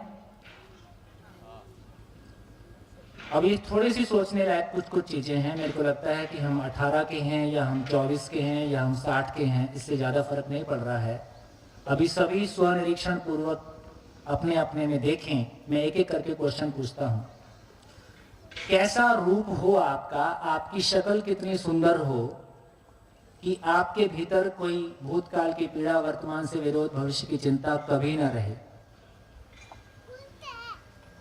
इसका कोई रिलेशन है? इसका कोई रिलेशन है? आपकी शक्ल कितनी सुंदर हो कि कभी अपने अंदर कोई इनसिक्योरिटी, कभी अपने भीतर किसी चीज का अभाव, ऐसी कोई स्थिति ना बने। इसका कोई रिलेशन है? कोई रिलेशन है? और लगा लीजिए, ऊपर जितना भी हमारा इंद्रियों से सुखी होने का कार्यक्रम है, इंद्रियों से सुखी होने का सारा कार्यक्रम कितना सुंदर हो जाए कि मुझको स्वयं के प्रति और संबंध के प्रति विश्वास आ जाए। इसको पलट के बोलता हूं तो आपको ज्यादा बेहतर ध्यान में आएगा। देखो, एक बहुत सेंसिटिव बात आपके सामने कहना चाहता हूं। एक स्वनिरीक्षण के लिए अच्छा मुद्दा है। देखिए, पति पत्नी संबंध में हम ट्रांसपेरेंट होते हैं, हमारा कुछ भी एक दूसरे से छुपा हुआ नहीं होता। यदि किसी दिन एक पत्नी को लगता है कि उसका पति इंद्रियों के मामले में संयमित नहीं है, तो पत्नी पति पे या पति पत्नी पे यदि दूसरा सामने वाला इंद्रियों के मामले में संयमित नहीं है, तो उसके प्रति ज्यादा विश्वास कर पाता है कि कम विश्वास कर पाता है? दूसरा इंद्रियों के मामले में संयमित नहीं है, इससे दूसरे के प्रति विश्वास बढ़ता है कि घटता है? बोल नहीं रहे हो? हाँ। और दूसरे को छोड़ो, यदि मेरे को अपने खुद के बारे ऐसा लगता है यार इंद्रियों के मामले में मेरा संयम ठीक नहीं है, मेरे को ऐसे विचार आते हैं जिनका आना दूसरे को भी पता नहीं है, दूसरे को कुछ पता नहीं है मेरे बारे में, मेरे को क्या क्या विचार आते हैं, लेकिन मुझको तो मेरे विचारों का पता चलता है, मुझको तो मेरे भाव का पता चलता है। यदि मेरे भीतर कोई ऐसे भाव और विचार आते हैं जो दूसरों के लिए, यदि उसको पता चल जाएगा तो उसको खराब लगेगा, उसको तो पता भी नहीं चला है लेकिन मुझको पता चलता है, तो मेरे खुद के प्रति मेरा विश्वास बढ़ता है कि घटता है? जोर से बोलो। घटता है। इसका एक मतलब हुआ कि जीने का विश्वास और इंद्रिय सुख, इंद्रियों से सुख की निर्भरता, ये इनवर्सली प्रोपोर्शनल। जितना मेरे सुख की निर्भरता इंद्रियों से मुक्त होती जाती है, उतना मैं स्वयं के प्रति विश्वास ज्यादा कर पाता हूं। जितनी मेरी निर्भरता इंद्रियों पे बनी रहती है, उतना मैं अपने भीतर विश्वास को कम पाता हूं। इसको अपने में जांचा जा सकता है, मानने की आवश्यकता नहीं है। इसको दूसरे तरीके से भी समझ सकते हैं। जैसे स्वयं के प्रति विश्वास,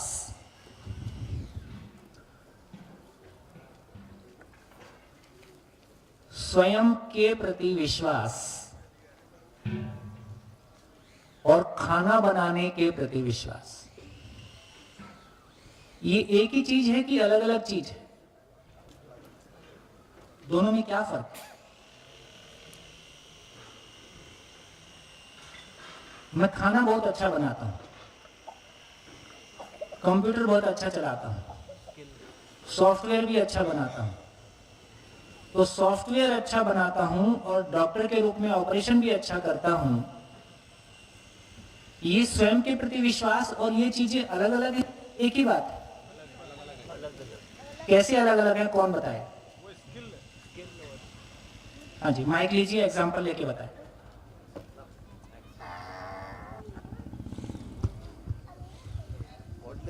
अपना परिचय देते जाएं।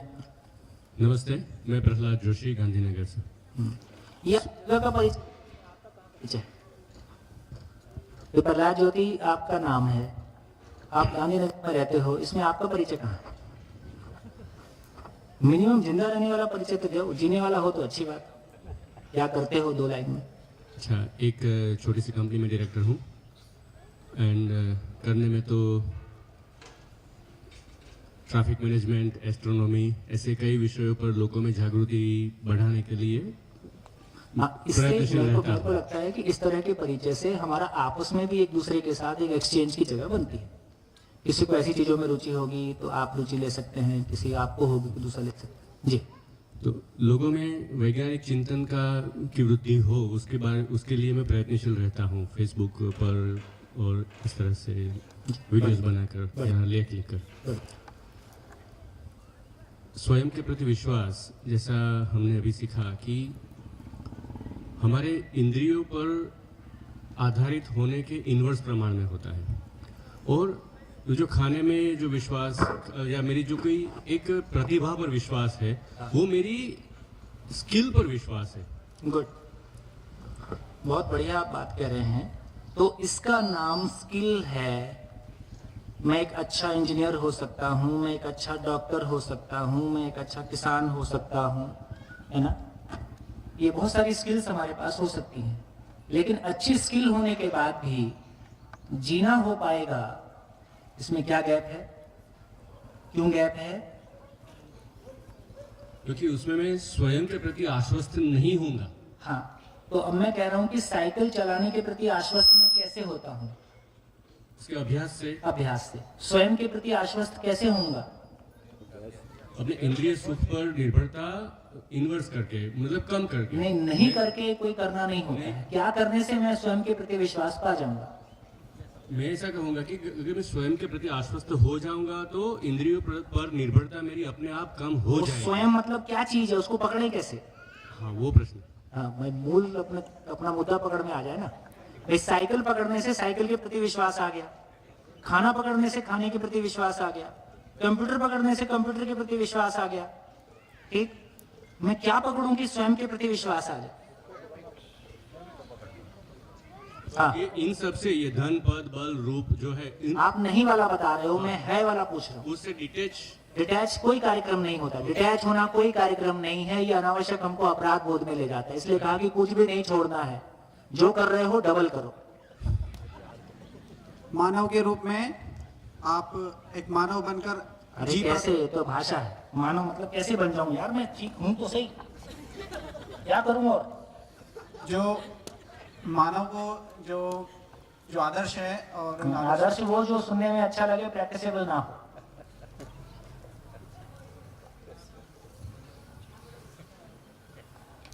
जब मुझे समाधान मिल जाता है, मेरी समझ, वो समाधान किस चिड़िया का नाम है? जीने में, जीवन में उंगली रख के बताओ। जो मुझे विश्वास, जो मुझे जीने में विश्वास, मेरे भाव में, वही तो पूछ रहा हूँ। हाँ, आप थोड़ा आगे बढ़े। हाँ, बोले। जो मेरे भावों, मैं भावपूर्वक जीता हूँ। जो स्किल है वो मेरी कार्य निपुणता है, और जो मैं भाव को समझ के जीना जो मुझे मेरे भाव और विचार की क्वालिटी, भाव और विचार की क्वालिटी को बढ़ाता है समाधान। तो मेरे भाव और विचार की क्वालिटी, मेरा सारा सुख दुख, मैं दूसरों से सुखी दुखी नहीं होता, मेरे भाव और विचार की क्वालिटी मेरा सुख दुख है। कितने लोगों के ध्यान में ये बात आती है? मैं दूसरों के कारण सुखी दुखी नहीं होता, मैं व्यक्ति स्थान परिस्थिति की वजह से सुखी दुखी नहीं होता, मैं व्यक्ति स्थान परिस्थिति को जैसे लेता हूं उससे मैं सुखी दुखी होता हूं। तो कोई व्यक्ति मेरे को दुखी नहीं करता है, कोई स्थान दुखी नहीं करता है, कोई परिस्थिति दुखी नहीं करती है, मैं उसको कैसे लेता हूं? लेने वाला कौन है, लेने वाला मैं हूं, मेरी उसके प्रति समझ कैसी है वैसा मैं लेता हूं, मेरी क्लैरिटी जैसी है वैसा मैं लेता हूं। ये जो दूसरे को, ये जो समझने वाली कोई चीज है, ये जो भाव और विचार की क्वालिटी है, ये मेरे सुख दुख का कारण है। दूसरा मेरे सुख दुख का कारण हो नहीं सकता। आईना मुझको केवल इतना दिखाता है कि तुम्हारी शक्ल कैसी है, आईना खराब नहीं है। तो सारी वस्तु, स्थान और परिस्थिति मात्र आईना है मेरी अपनी स्थिति को देखने के लिए। बहुत बढ़िया, बहुत इसलिए कोई भी शनि की 7.5 आपको दुखी करने नहीं आती।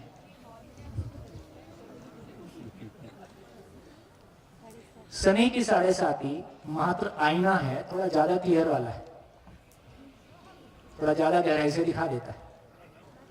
तो मैं सिर्फ ये कहना चाहता हूं कि हमारी जिंदगी में सारी अच्छी बुरी तमाम परिस्थितियां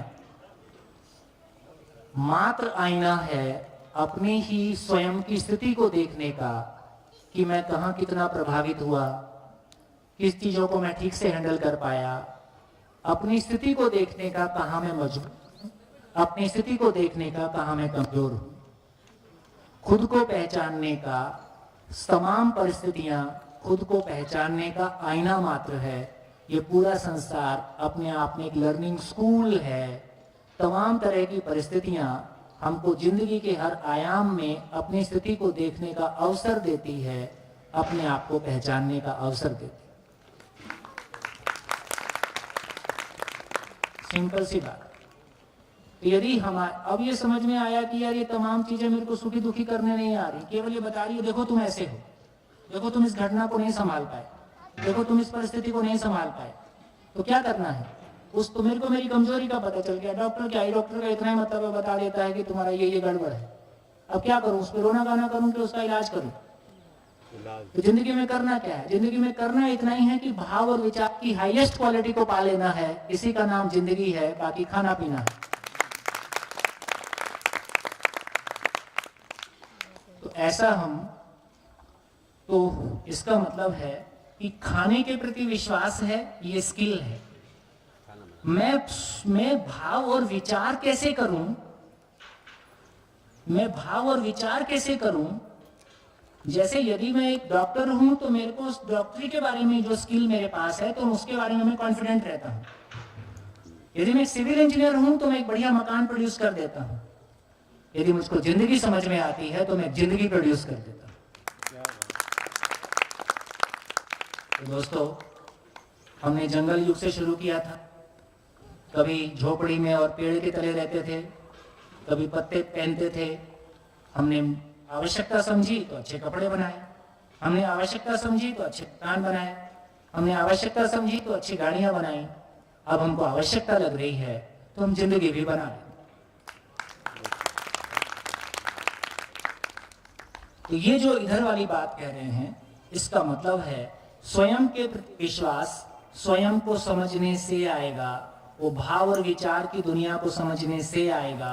वो आ गया है, इसकी पहचान है, इसकी पहचान है कि स्वयं के प्रति विश्वास अपने जीने में आता है। स्वयं के प्रति विश्वास जब अपने जीने में आता है, उसका रिफ्लेक्शन, उसका मैनिफेस्टेशन संबंध में तृप्ति के रूप में आता है। इसका मतलब है यदि स्वयं के प्रति विश्वास आता है तो शिकायत मुक्त मानव हो जाता है।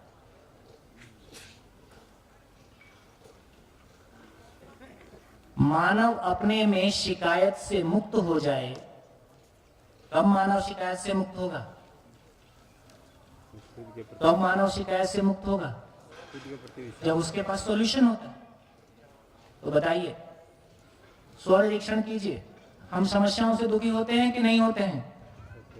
हाथ उठाइए, हाथ। हम समस्याओं से दुखी होते हैं कि नहीं होते हैं? होते हैं तो हाथ उठाइए, अच्छे से बाजू ऐसे ऐसे। गुड। आप सब झूठे हो।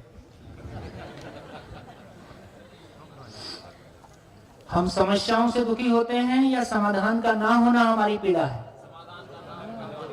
पलट गए।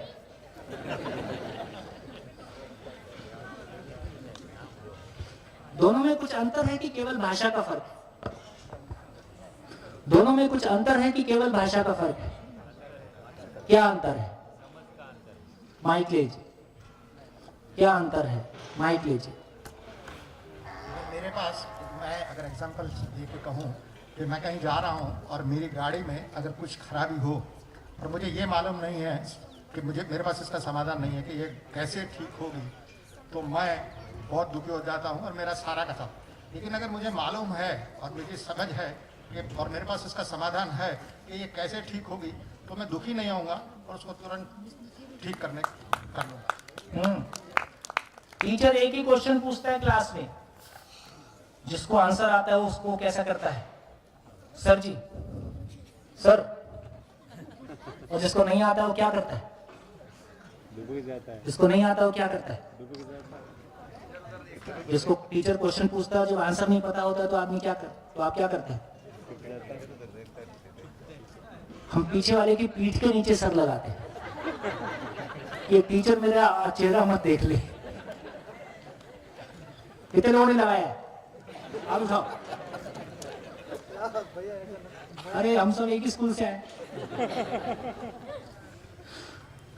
तो इसका मतलब है क्वेश्चन वही है, जिसको आंसर आता है उसके लिए अपॉर्चुनिटी है, अपने आप को प्रूव करने की अपॉर्चुनिटी है, और जिसके पास आंसर नहीं है उसके लिए समस्या है। इसका मतलब हर घटना अपॉर्चुनिटी है कि समस्या है? बाहर अपॉर्चुनिटी, बाहर मात्र घटनाएं हैं। जिनके पास सॉल्यूशन के लिए अपॉर्चुनिटी है। कोरोना किसी के लिए प्रॉब्लम है, किसी के लिए अपॉर्चुनिटी, और लोगों ने इस अपॉर्चुनिटी का भरपूर फायदा उठाया। किसी के लिए समस्या है। खैर, इससे एक हमारी क्लैरिटी बनी कि जब एक आदमी के पास सॉल्यूशन रहता है तो वो अपने आप में शिकायत मुक्त रहता है। तो उम्र बढ़ने के साथ साथ अभी लोगों में शिकायतें बढ़ती हुई दिखाई देती या घटती हुई दिखाई देती हैं? जोर से बोलो। बढ़ती हुई। इसका मतलब है जिंदगी की कंपनी लॉस में है कि प्रॉफिट में है? और लगातार लॉस बढ़ रहा है कि घट रहा है? लगातार लॉस बढ़ रहा है। ये भूतकाल की पीड़ा, ये वर्तमान से विरोध, भविष्य की चिंता, और सुख दुख साथ साथ है। जीवन एक संघर्ष है, संसार माया है, कुछ समझ नहीं आया। ये अंतिम सार है जहां हम पहुंच रहे हैं, जिंदा रहने को जीना मानकर। मैं 2 मिनट और ले लेता हूं। इससे हमारी क्लैरिटी बनी।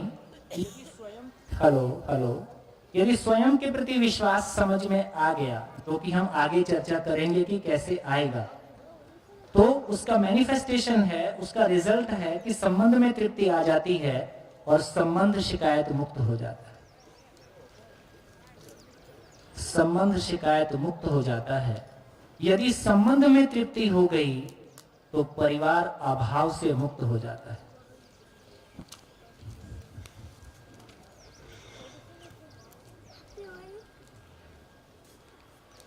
एक ही स्वयं के प्रति विश्वास का मैनिफेस्ट संबंध में तृप्ति के रूप में, संबंध में तृप्ति का मैनिफेस्टेशन अभाव मुक्त परिवार के रूप में।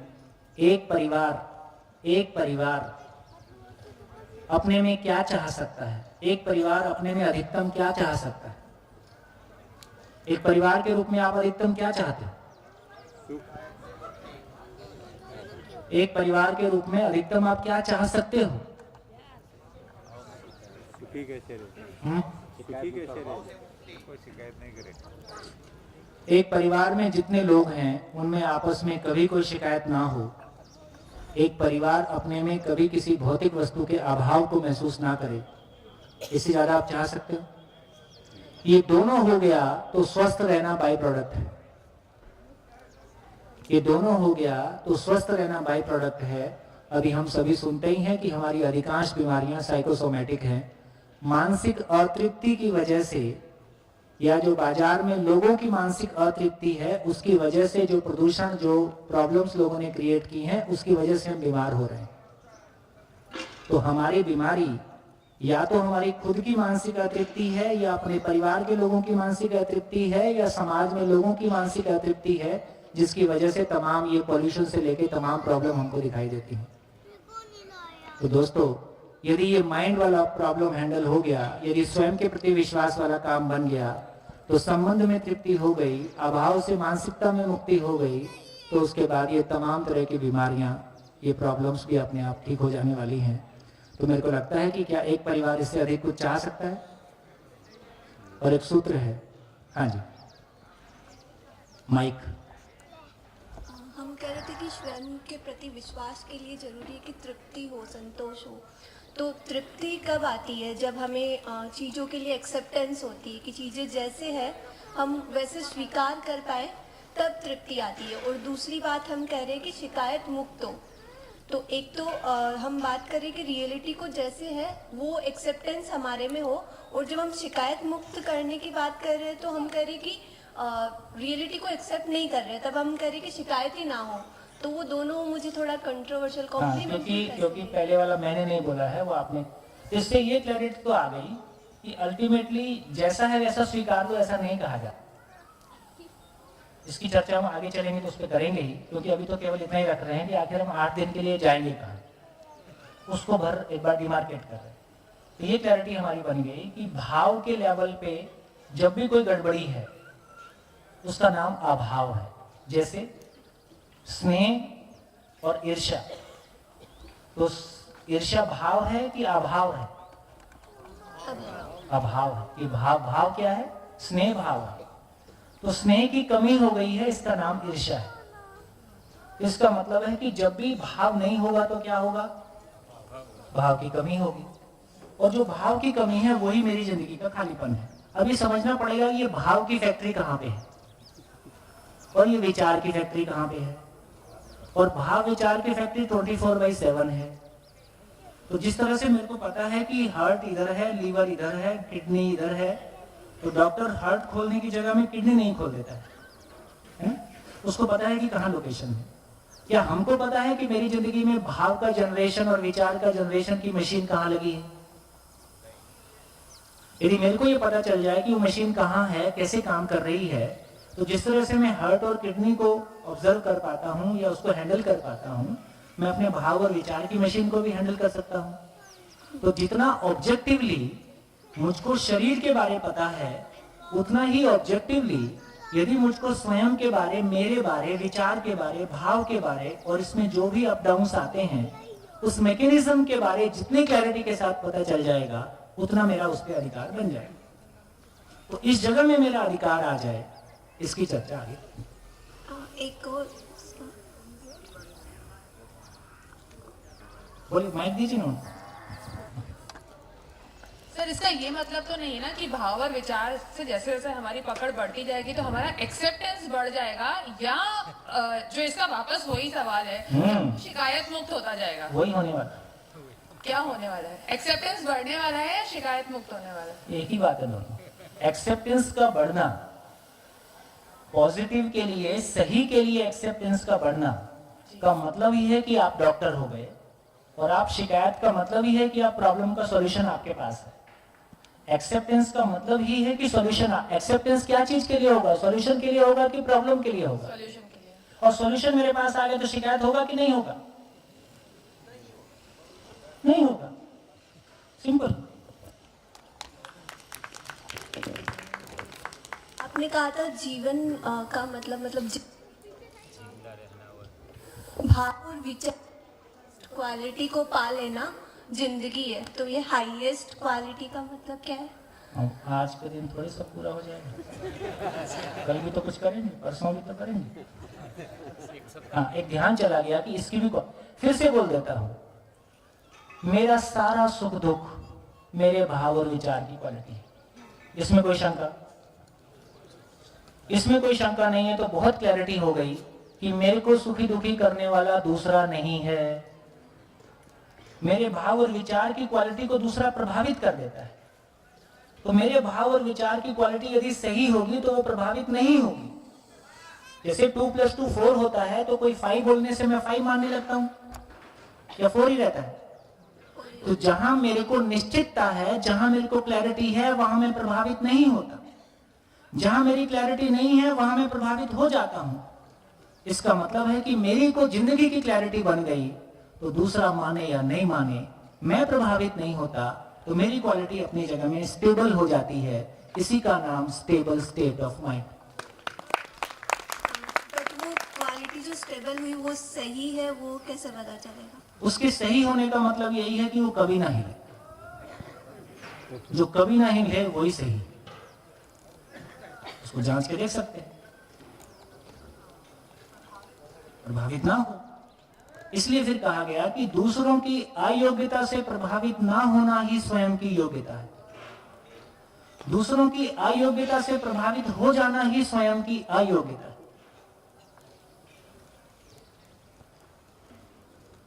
यहां हम दूसरे को डिस्कनेक्ट कर दिए, दूसरों की नेगेटिविटी को डिस्कनेक्ट कर दिए, तो मैं अपने में सकारात्मक बना रहा हूं, मैं अपने में पॉजिटिव बना रहा हूं, मैं अपने में सही बना रहा हूं, है ना। तो मुझको वो यूनिवर्सल आधार मिल गया। अब आप कह रहे हो इसलिए सही है, ऐसा नहीं है। मैं कह रहा हूं इसलिए सही है, ऐसा नहीं है। कोई किताब कह रही है इसलिए नहीं है। मुझको जिंदगी में दिख रहा है कि ऐसा ही है। अभी एक शब्द आया दूसरों की अयोग्यता से प्रभावित होना, तो कई बार मैं इस बारे में सोचता हूँ। तो एक उदाहरण मेरे सामने आता है कि मान लीजिए हम किसी रोड पर, एक अच्छी रोड है, उस रोड पर हम सारी सुरक्षा के साथ ड्राइव कर रहे हैं, लेकिन पीछे से किसी व्यक्ति ने हमारे उस बाइक को या हमारे व्हीकल को टक्कर मार दी, उससे हमारा एक्सीडेंट हुआ, हाथ पैर टूट गए। तो अब उसकी अयोग्यता थी, उसके कारण हमें नुकसान हुआ, तो प्रभावित तो होना स्वाभाविक है। तो इसमें किसी प्रकार से बिल्कुल ठीक। तो इसको बोलते हैं नासमझी टैक्स। देखिए इसका इतना ही मतलब हुआ कि यदि हम लोग शादियां किए हैं, तो कोई लोग शादी करते हैं समय क्या बोलते हैं कि अभी हम शादी के लायक नहीं हुए हैं, अभी हम फाइनेंशियली स्टेबल नहीं। तो लोग जब तक बच्चे पैदा नहीं कर रहे हैं, या कुछ लोग इस डर के मारे शादी नहीं कर रहे हैं कि हम अपनी फैमिली चला पाएंगे कि नहीं चला पाएंगे, तो हमको पता है कि बच्चे आएंगे तो उसको खाने की जरूरत है, तो उसके लिए हमने इंतजाम कर दिया। अभी हमको पता चला कि यार इतने में ही काम नहीं चल रहा है कि बच्चे का केवल खाना खिला दिया इससे काम नहीं चलेगा, बच्चे को समझ भी देना होगा तो उसका काम चलेगा। अभी हम अपने बच्चों की जिंदगी में उनके जिंदा रहने के लिए सहयोगी हैं कि उनके जीने के लिए सहयोगी हैं? अभी हम अपने बच्चों के लिए जिंदा रहने में सहयोगी हैं। जीने की अकल हमारे पास नहीं थी, जीने की समझ यदि हमारे पास नहीं थी तो हम उनको भी क्या देते। तो अब ये क्लैरिटी बनी, यदि जीने की समझ हमारे पास होगी तो हम आने वाली पीढ़ी को वो समझ देंगे ही, तो फिर ये दुर्घटनाएं नहीं घटेंगी। हाँ, ये सूत्र कैसे लागू होता है, तो पहले छोटी छोटी परिस्थितियों में देखेंगे। किसी भी चीज को जांचने का तरीका ये है कि पहले सामान्य परिस्थितियों में काम कर जाए। अभी तो आपको कोई तंग नहीं कर रहा, बेमतलब दुखी हो रहे बैठे बैठे, किसी ने आपको नमस्ते नहीं किया, आप इसी से परेशान हो। तो अभी हमारी रोजमर्रा की सामान्य परिस्थितियों में हम अनावश्यक दुखी हो रहे हैं, पहले उसको हैंडल कर लें। फिर जो थोड़ी सी हम और थोड़ा सीरियस परिस्थितियां कह रहे हैं उनको देखेंगे फिर कैसे हैंडल करेंगे। लेकिन हम चाहते तो यही, क्या चाहते हैं हम, दूसरों की अयोग्यता से प्रभावित हों कि नहीं हो। चाहते तो यही है कि ना हो।